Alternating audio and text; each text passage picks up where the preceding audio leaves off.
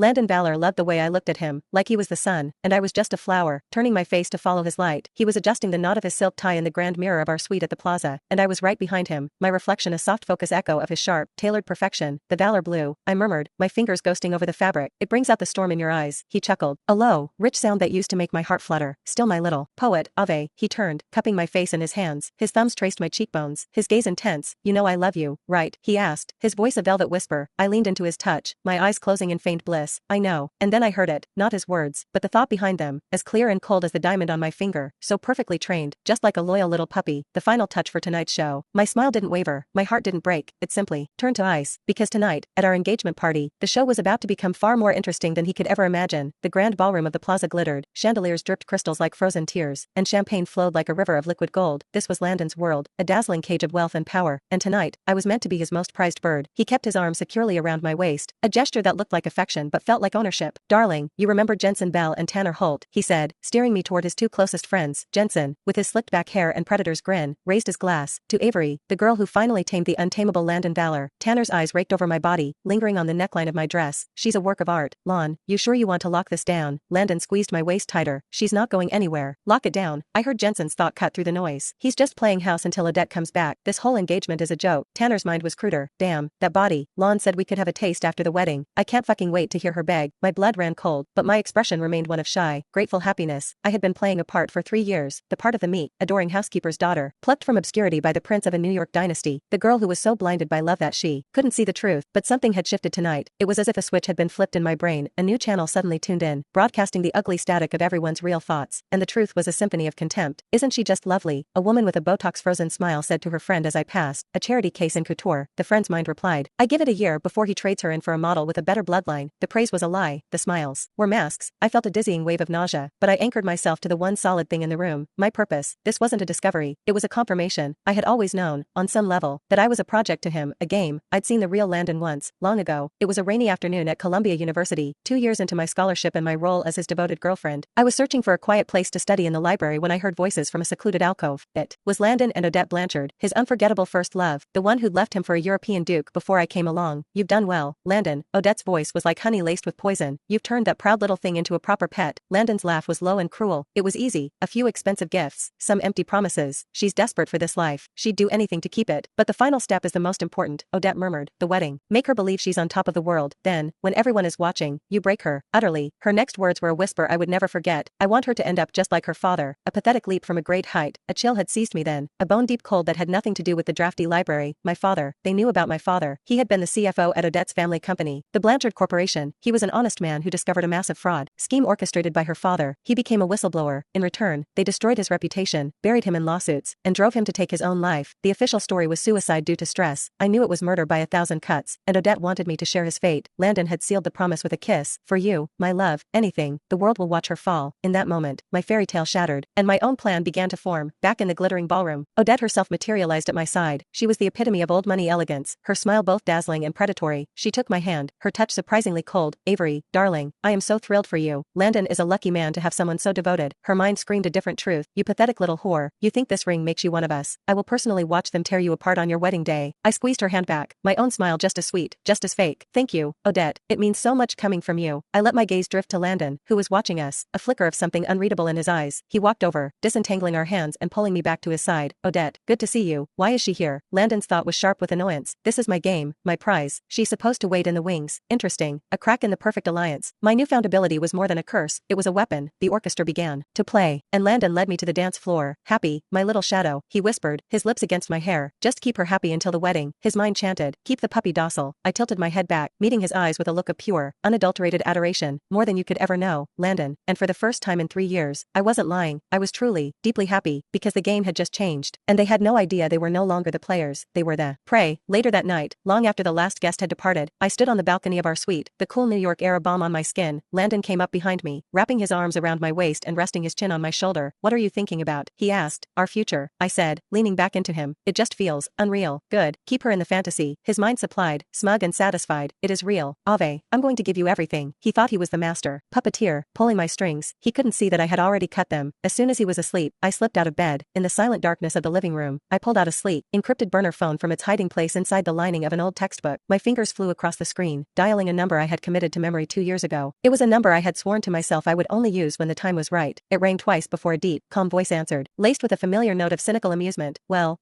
to what do I owe the pleasure? Griffin Duke, Landon Valor's greatest business rival, a self-made tech mogul who despised the old money arrogance of the Valor family. Griffin, I said, my voice steady and low. It's Avery Locke. There was a brief, surprised silence on the other end. I know who you are, he said finally, his tone shifting, becoming sharper. I assume this isn't a social call. No, I replied, looking out at the city lights. A landscape of sleeping predators and endless opportunities. I'm calling about your previous offer, the one about a partnership, to dismantle Valor Corp from the inside out, he asked, a hint of excitement in his voice. That's the one, I confirmed. I could almost hear him smile. Changed your mind about your fairy tale, princess? Let's just say I've decided to write my own ending, I said. The wedding is in 7 days. After I leave Landon standing at the altar, we can discuss the finer details of our contract. The line went silent for a heartbeat. Then, a low whistle. You're going to leave him at the altar. Griffin's voice was filled with a newfound respect. Valor is going to have a public meltdown. I love it. This is just the beginning, I said softly. I'll be there, he promised, his voice now a low, conspiratorial hum. I'll be waiting for you outside the church. Consider me your getaway driver. I'll see you then, Mr. Duke. I look forward to it. MS. Locke. I ended the call and erased the log. The ice in my heart wasn't just cold anymore. It was sharp. It was ready. And 7 days was all I needed to burn his kingdom to the ground. The last 3 years had been a masterclass in deception. I became the perfect accessory. I learned to anticipate Landon's moods, to soothe his ego, to organize his life with quiet efficiency. I was the soft place for him to land, the calming presence that managed his chaotic world. I remembered the day he'd given me a black MX card. For your little expenses, he'd said with a dismissive wave of his hand. Don't embarrass me by wearing rags. It's cheaper than a salary, his mind had thought, and it keeps her dependent. That card became the seed money for my secret. While he thought I was shopping on Fifth Avenue, I was meeting with patent lawyers. While he assumed I was at a spa, I was renting a small office space in Brooklyn under a shell corporation. Nexus Innovations was born from his arrogance, a tech consulting firm specializing in logistics and supply chain optimization. It was a dull field,